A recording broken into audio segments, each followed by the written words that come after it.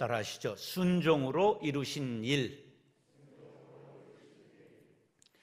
오늘은 종료주일이며 고난주간의 시작입니다. 오늘 말씀을 순종이라는 주제로 말씀을 나누겠습니다. 순종은 순순히 복종한다, 그러한 뜻입니다. 순종이라는 낱말은 간단하지만 이루는 일은 대단히 어렵습니다. 존 비비어라고 하는 목사님이 순종이라는 책에서 99.9%의 순종은 하나님 보시기에 결코 순종이 아니다, 그렇게 말했어요. 순종이 결코 녹록한 주제가 아님을 말해주지요. 그러면 순종이라는 주제를 긴장하지 않을 수 없어요. 순종의 장애가 되는 요소가 뭘까? 불순종, 순종하지 않는 것이지요. 거역, 윗사람의 뜻이나 명령을 어겨 거스르는 것. 탓, 잘못된 것을 원망하는 짓. 핑계, 잘못된 일에 대해 다른 일의 탓으로 돌리는 변명. 순종에 반대되는 말로 불순종이 있고 좀 더 강한 뜻으로 거역이라는 말이 있지요. 그러면 왜 불순종하고 거역하는가? 명령을 내리는 사람보다 자기가 옳다고 생각하거나 자기가 크다고 생각하기 때문입니다. 이런 마음은 교만이요, 사탄이 주는 마음입니다. 존 하우 목사님은 사람들이 보편적으로 하나님에게 불순종한다는 것은 마음의 소원과 악의를 나타낸다. 왜냐하면 순종이 사랑에서 나오듯 불순종은 악의에서 나오기 때문이다. 불순종은 악한 생각이 마음에 자리 잡고 있기 때문에 나오는 것입니다. 그런데 세상은 불순종하고 거역하는 것을 멋지게 생각하도록 가르칩니다. 가령 조직폭력배에 들어가거나 학교에서 일진에 들어가게 되면 우두머리들이 하나님의 법, 학교의 법, 국가의 법을 어기도록 가르칩니다. 마약을 하거나 술을 마시거나 불법 성관계를 맺게 하거나 도둑질하는 일 등을 하게 하면서 손가락을 자르고 피를 나누어 마시는 절차를 거쳐서 조직의 일원으로 받아들입니다. 불순종과 거역 뒤에는 악한 세력이 있다는 것을 인정하지 않을 수가 없을 것입니다. 불순종과 거역의 한 단계 낮은 것으로 탓과 핑계를 생각해 봅시다. 순종하지 않는 사람에게 추궁하고 탓하고 핑계하는 말이 그냥 튀어나오죠. 그런데 이것은 아담의 유전자가 우리들에게 유전되어 있는 것을 생각해 봅니다. 선악과를 따먹은 아담에게 내가 너더러 먹지 말라 한 그 나무 열매를 네가 왜 먹었냐? 물으니까 창세기 3장 12절로 13절에 보면 아담이 이르되 하나님이 주셔서 나와 함께 있게 하신 여자 그가 그 나무 열매를 내게 주므로 내가 먹었나이다. 여호와 하나님이 여자에게 이르시되 네가 어찌하여 이렇게 하였느냐? 여자가 이르되 뱀이 나를 꿰므로 내가 먹었나이다. 자, 아담에게 물으니까 누구에게 핑계를 댔어요? 여자에게. 그러니까 여자에게 물으니까 누구에게 핑계를 댔어요? 뱀에게. 그런데 여기에 아담이 한 말을 성경을 곰곰이 보면 얼마나 악한 말인가를 알 수 있어요. 아담이 이르되 하나님이 주셔서 나와 함께 있게 하신 여자 그가 줘서 먹었다. 그럼 여자에게만 핑계를 댔어요? 하나님께 죄를 전가했어요? 하나님이 왜 그 여자 줬습니까? 이렇게 반문하는 거예요. 하나님이 주셔서 나와 함께 있게 하신 여자 핑계하고 있는 것이지요. 오히려 하나님을 원망하고 하나님 탓으로 돌리려는 악한 모습입니다. 사탄의 꾀에 넘어가면 이렇게 악에 물들게 되는 것이지요. 이런 첫째 아담의 범죄가 온 인류에게 유전되었습니다. 그 원인이 불순종이었다는 것을 알아야 합니다. 불순종의 모습은 무엇이고 대가는 어떻게 되느냐? 수치를 당하고 두려워 숨게 되고 책임을 전가하게 되는 것이지요. 이 불순종의 유전자를 끊고 새로운 인류를 만들기 위해 이 땅에 오신 분이 바로 예수님입니다. 그래서 예수님을 첫째 아담의 실패를 바로잡기 위해 오신 분이기 때문에 무슨 아담이라고 그러죠? 둘째 아담이라고 하는 것입니다. 둘째 아담으로 오신 예수님이 이 땅에 오셔서 하신 일이 무엇일까요? 누가복음 2장 51절 시작. 예수께서 함께 내려가사 나사렛에 이르러 순종하여 받드시더라. 그 어머니는 이 모든 말을 마음에 두니라. 예수님은 육신의 부모님께 뭘 했다고요? 순종하셨습니다. 뿐만 아니라 하늘 아버지의 뜻에 순종하셔서 인류를 구원하셨지요. 데이빗 왓슨 목사님은 예수는 우리에게 절대적인 순종을 기대한다. 그가 먼저 우리를 위하여 생명을 내놓으셨고 성령을 우리 마음에 두어 주님의 음성을 듣도록 만들었기 때문이다. 순종의 본을 보이신 예수님은 우리에게 뭘 기대하신다고요? 순종을 기대하십니다. 순종은 나약한 사람의 미덕이 아니라 경건한 사람의 미덕임을 기억하시기 바랍니다. 사랑하는 형제 자매 여러분, 고난주간을 지내면서 순종을 깊이 묵상하시기 바랍니다. 내 마음에 자리 잡고 있는 불순종, 거역, 핑계, 탓하는 마음을 다 버리고 순종의 사람으로 거듭나 가정의 작은 예수, 교회의 작은 예수, 세상의 작은 예수로 살아갈 수 있게 되기를 축원합니다. 따라서 대제사장이 되셨습니다. 예수님이 순종하셔서 이루신 일 첫 번째가 뭐라고요? 대제사장이 되셨다. 자, 대제사장 그러면 큰 거 같잖아요. 우리나라 사람들은 이 작은 땅덩어리에 태어났기 때문에 큰 콤플렉스가, 작은 콤플렉스가 큰 거로 나타나서 대한민국, 다리의 이름도 전부 대교, 그리고 술잔도 그냥 대포, 그래서 왕대포까지 이래서 그 왕대포집이 뭔가 거기에 핵이 숨겨져 있나 무서워서 북한이 못 쳐들어온다, 그런 전설이 다 있지요. 우리가 대제사장이 되셨다 그러면 예수님이 출세하셨다 그렇게 생각할 수 있을지 몰라요. 왜냐하면 대제사장이 대단한 직책이기 때문입니다. 제사장의 최고의 권위자고 하나님 앞에서 백성을 대표하고 제사에 관한 사항을 지휘했고 레위지파 아론이 최초의 대제사장으로 임명되었고 그의 후손 중에서 율법상 결격 사유가 없는 한 장자상속을 했습니다. 하는 일은 무엇이냐? 성소의 감독과 봉사와 회개를 했고 우림과 둠밈으로 하나님의 뜻을 구했고 대속죄일에는 지성소에 들어가 이스라엘 백성의 모든 죄에 대하여 1년에 한 번 속죄의식을 거행하고 공회, 사내들인 공회라고 70인 의회가 있었는데 거기에 의장이 돼서 종교상의 문제를 심의할 때 사회를 보았습니다. 대제사장은 왕도 함부로 할 수 없는 권위자였습니다. 그런데 예수님이 대제사장이 되었다는 것은 신분이 높아지신 것을 뜻할까요? 낮아지신 것을 뜻할까요? 낮아지신 것을 뜻합니다. 왜? 만왕의 왕 예수님 하나님의 아들이 하늘 보좌를 버리시고 인간의 몸을 입어야 가능한 일이었기 때문입니다. 군대 용어를 빌리면 계급이 강등된 것입니다. 5절로 6절 시작. 또한 이와 같이 그리스도께서 대제사장 되심도 스스로 영광을 취하심이 아니요 오직 말씀하신 이가 그에게 이르시되 너는 내 아들이니 내가 오늘 너를 낳았다 하셨고 또 이와 같이 다른 데서 말씀하시되 내가 영원히 멜기세덱의 반차를 따르는 제사장이라 하셨으니.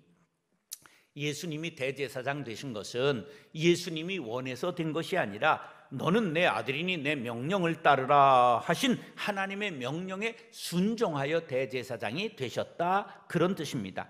그러면 대제사장이면 대제사장인데 왜 멜기세덱의 반차를 따랐다는 말은 무엇인가? 이제는 귀를 쫑긋하셔야 됩니다. 아마 여러분들이 신앙생활을 오래 하셨어도 이걸 처음 듣는 해석일 수 있기 때문에 잘 들으셔야 합니다. 대제사장은 레위 지파의 아론의 후손 중에서만 나올 수가 있습니다. 그러니까 예수님을 대제사장이라 할 때 걸리는 것이 하나 있으니, 예수님이 레위 후손일까요? 유다의 후손일까요? 유다의 후손이기 때문에 이게 걸리는 거예요. 대제사장이 될 수 있어요? 없어요? 없어요. 그렇기 때문에 이 설명이 조금 길어야 됩니다.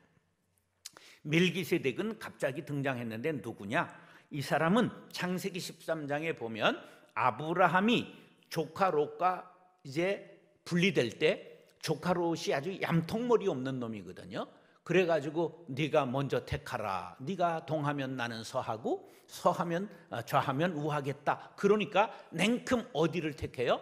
기름지고 문명이 발달한 소돔 쪽을 택하는 거예요. 그래서 소돔성으로 갔어요. 그런데 소돔성이 그돌라오멜 동맹군에 의해서 공격을 받아가지고 조카 롯도 포로로 잡혀갑니다. 근데 의리의 사나이 아브라함이 조카 롯을 구하기 위해 318명의 가신들 군사를 거느리고 그를 추격합니다.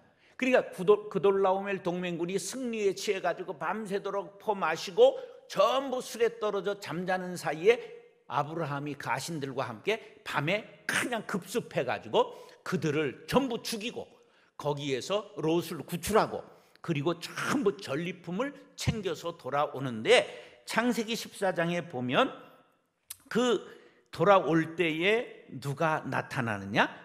소돔 왕이 마중 나오면서 우리를 대신해서 이렇게 승리하게 하시니 감사합니다. 그런데 이어서 살레망 멜기세덱이 떡과 포도주를 가지고 나왔으니 그는 지극히 높으신 하나님의 제사장이었더라. 그가 아브라함에게 축복하여 이르되 천지의 주제이시오 지극히 높으신 하나님이여 아브라함에게 복을 주옵소서. 알지도 못하는 살렘이라는 곳의 왕이, 멜기세덱이라는 사람이 갑자기 등장해서 그 떡과 포도주를 가지고 나오고 아브라함을 축복합니다. 자, 여기 잘 생각하세요. 살렘왕 멜기세덱을 하나님의 제사장이라 그렇게 창세기에 설명하고 있어요. 제사장이, 목사가, 신부가 떡과 포도주를 들었다, 그리고 축복했다. 뭐를 연상할 수 있어요? 성찬식을 거행한 거예요. 그리고 아브라함에게 복을 주옵소서 그렇게 축복했단 말이에요. 그러니까 아브라함이 전리품 중에 10분의 1을 누구에게 바쳤어요? 멜기세덱 왕에게 바쳤단 말이에요. 최초의 11조 제도가 어디서 나왔어요? 멜기세덱에게 아브라함이 전리품의 10분의 1을 드린 데서 11조 제도가 시작된 거예요.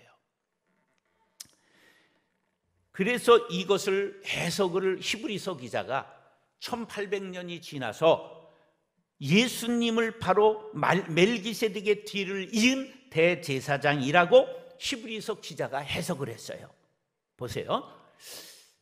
레위 지파의 아론 후손만 대제사장이 될 수 있는데, 레위 지파의 조상은 야곱, 야곱의 조상은 이삭, 이삭의 조상은 누구예요?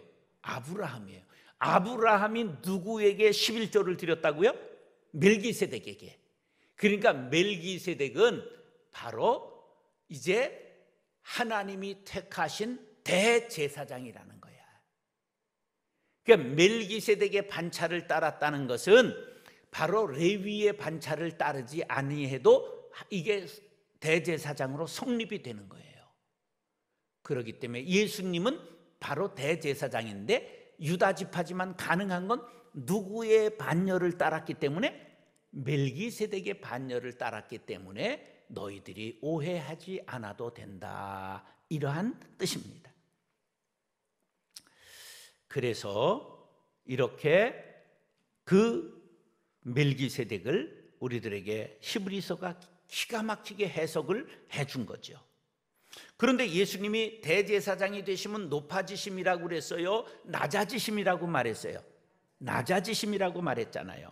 자, 저 영국에 왕이 될 수 있는 서열 3위인 해리 왕자가 10여 년 전에 이라크 파병 부대에 갔다가 그냥 뒷전에서 놀다가 온 것이 아니라 정찰부대 소대장으로 전투가 벌어지고 있는 남부 바스라에 투입됐어요. 그러면서 이런 말을 했어요. 막사 뒤가 아닌 전쟁에서 다른 동료들과 나는 똑같이 복무하겠다. 이것은 왕실의 노블레스 오블리지, 의무를 가졌으면, 책임을 가졌으면 상응하는 의무를 우리가 해야 된다. 내가 왕자다운 행동을 해야 된다. 이런 모범을 보인 거죠.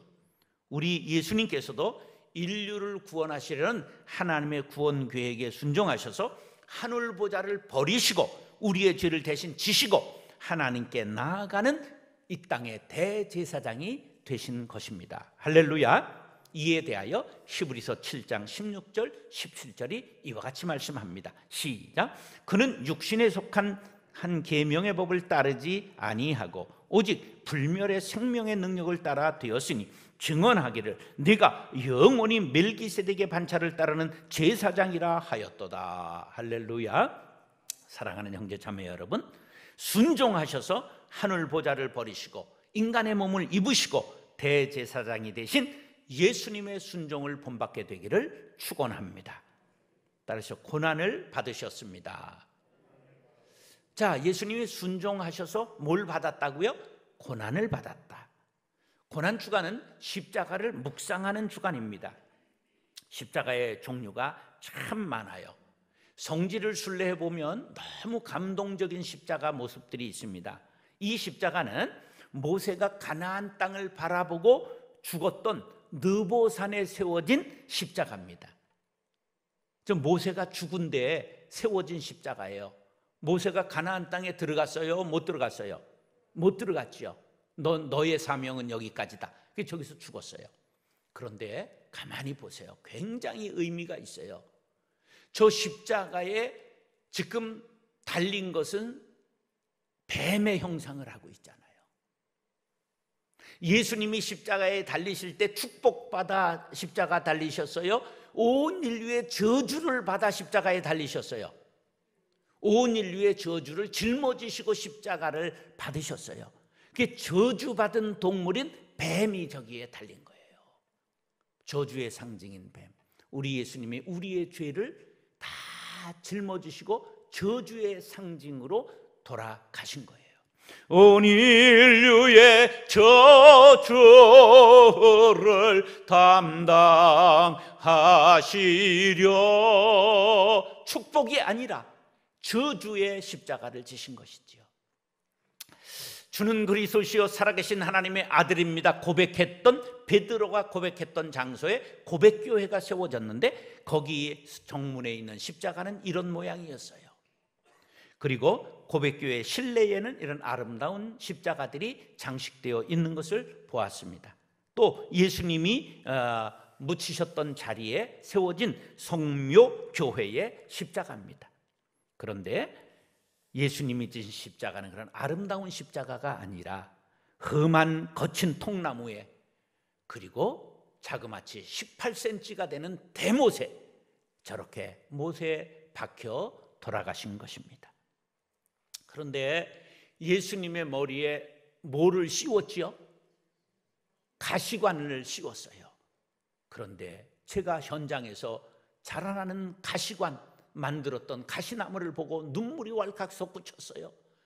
저 뾰족뾰족한 가시가 자그마치 10cm가 넘어요. 저거를 얽어가지고 예수님의 머리에 확 씌우는 순간 예수님의 머리에 피가 낭자하게 흘러내렸던 것입니다. 예수님은 바로 이런 고난에 순종하신 것입니다. 7절, 8절 시작. 그는 육체에 계실 때에 자기를 죽음에서 능히 구원하실 이에게 심한 통곡과 눈물로 간구와 소원을 올렸고 그의 경건하심으로 말미암아 들으심을 얻었느니라. 그가 아들이시면서도 받으신 고난으로 순종함을 배워서. 기독교 신앙의 중심적인 사건들 중 가장 핵심은 그리스도의 순환과 십자가 사건입니다. 이것은 갑자기 된 일이 아니라 예수님이 탄생하시기 800년 전 이사야 선지자 때로부터 예언된 것입니다. 그가 찔림은 우리의 허물 때문이요, 그가 상함은 우리의 죄악 때문이라. 그가 징계를 받음으로 우리는 평화를 누리고 그가 채찍에 맞음으로 우리는 나음을 받았도다. 사도 바울도 이렇게 말했습니다. 그러나 내게는 우리 주 예수 그리스도의 십자가 외에 결코 자랑할 것이 없으니 그리스도로 말미암아 세상이 나를 대하여 십자가에 못 박히고 내가 또한 세상에 대하여 그러하니라. 사도 바울은 우리 그리스도인들에게 모두 십자가를 바라보라고 가르치고 있는 것입니다. 예수를 믿고 복받을 것을 강조하는 거 아닙니다. 예수 믿고 십자가를 지고 고난받은 것을 자랑할 수 있어야 참된 그리스도인이 되는 것입니다. 여러분들 응암교회 이번 고난이 완전히 여러분들의 새로운 부활의 승리로 다가올 수 있게 되기를 축복합니다. 어느 목사님이 초등학교 1학년 막내 아들을 이제 학교에 1학년에 보내게 됐는데 어느 따뜻한 봄날 학교를 갔다 오더니 아이가 엉엉 울어서 달래면서 왜 그러냐 그랬더니 반장에 떨어졌다는 거예요. 그랬더니 부반장에 또 도전했는데 즉석에서 또 떨어졌어요. 막 쪽팔려요. 그러면서 우는 거야. 그래서 이제 잘 달랬어요. 근데 형들이 이제 학교에서 오더니 이제 동생 얘기를 듣더니 동생을 데리고 코치를 하는 거야. 야, 너 진짜 반장하고 싶으면 지금부터라도 애들한테 초코파이도 사주고 애들한테 잘 열심히 도와주고 봉사해야 돼. 그런데 드디어 3학년 돼가지고 막내 아들이 반장에 당선돼서 와서 막 자랑을 하는데 16명이 출마했다는 거예요. 그런데 야, 어떻게 반장이 됐냐? 그러니까 내가 연설을 잘했어. 뭐라고 연설했는데, 여러분이 나를 뽑아주시면 내가 여러분들의 영원한 걸레가 되겠습니다. 이랬다는 거예요. 그랬더니 표를 몰아줘서 반장이 됐다는 거예요. 그래서 목사님이 아들을 무릎에 앉히고 기도했어요. 하나님, 이 아이가 친구들을 위해서 참된 걸레가 되게 해 주십시오. 그리고 자라서 일평생 이 세상을 위한 걸레가 되게 해 주십시오. 예수님께서 친히 십자가까지 지시고 낮아지셔서 고난당하심으로 더러워진 우리의 영혼의 죄를 닦아주는 걸레가 되어 주신 것입니다. 그분이 하나님의 아들이라는 점을 생각할 때 십자가는 도저히 상상할 수 없는 겸손의 상징입니다. 우리 자신이 십자가에 못 박힐 수는 없지요. 우리가 십자가를 진다고 다른 사람을 구원할 수 있는 것도 아니지요. 다만 주님이 원하시는 것은 나의 수준, 각자의 수준에서 십자가를 지는 것입니다. 이번 고난 주간에 여러분들 금식으로, 또 문화 금식에 인터넷, 스마트폰, 그리고 TV를 끄면서 금식에 동참하며 또 영화 같은 오락을 삼가하고 외식하는 일들을 삼가하면서 여러분들이 고난에 동참한다면 여러분들의 기도를 들으시고 하나님께서 여러분의 문제와 교회의 문제와 이 땅의 모든 문제를 해결해 주실 줄로 믿습니다. 골로새서 1장 24절 시작. 나는 이제 너희를 위하여 받는 괴로움을 기뻐하고 그리스도의 남은 고난을 그의 몸된 교회를 위하여 내 육체에 채우노라. 사도 바울은 우리가 고난에 동참하는 것을 그리스도의 남은 고난을 채우는 것이라고 말씀했습니다. 우리 모두 그리스도의 남은 고난을 육체에 채우기 위해 고난 주간에 십자가 은혜를 묵상하며 더러워진 이 세상의 걸레가 되겠습니다. 다짐하는 시간이 될 수 있기를 예수님의 이름으로 축원합니다. 따르셔 구원의 근원이 되셨습니다. 예수님이 순종하심으로 우리의 구원을 이루셨다, 그런 말씀입니다. 예수님께서 하나님의 뜻에 순종하셔서 고난받으신 것은 십자가가 목적이 아니라 바로 영원한 구원의 근원이 되시기 위함이었습니다. 왜 잔인한 십자가 죽음을 통해서 인간을 구원하셔야만 했을까? 그것은 바로 하나님의 아들이 십자가라는 극한 고통 속에 죽게 하는 비참한 방식을 통해서라도 죄와 그 타락한 인간들을 얼마나 우리가 타락했고 죄가 깊었던가 하는 것을 깨닫게 하기 위함인 것입니다. 죄의 깊이가 심각하고 무게가 너무 무거웠기 때문에 죄 없으신 유월절 어린 양 예수님을 우리를 위해 희생시키신 것입니다. 예수님의 고난이 없었다면 우리의 구원도 없습니다. No cross, no crown. 십자가 없이 면류관 없다.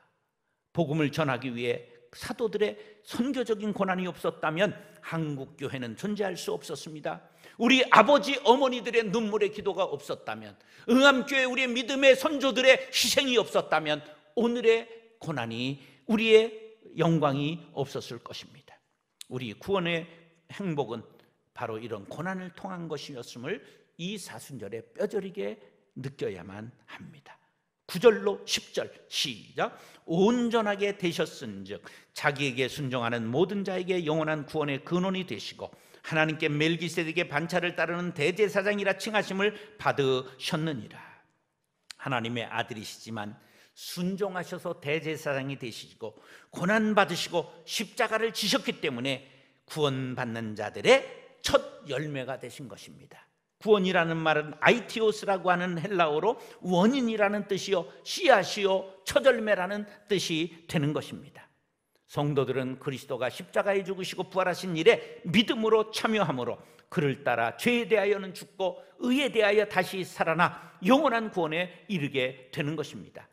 이것은 바로 로마서에는 그리스도와 연합이라고 말씀하고 있는 것입니다.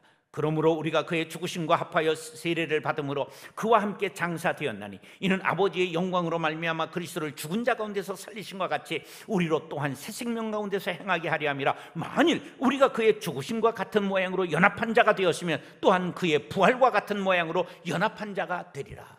연합이라는 단어가 얼마나 많이 나옵니까? 우리가 십자가에서 그와 연합되어 함께 죽을 때 우리가 부활에 연합하여 동참하게 됨을 믿으시기 바랍니다. 요한복음 12장 24절 내가 진실로 진실로 너희에게 이르노니 한 알의 밀이 땅에 떨어져 죽지 아니하면 한 알 그대로 있고 죽으면 많은 열매를 맺느니라.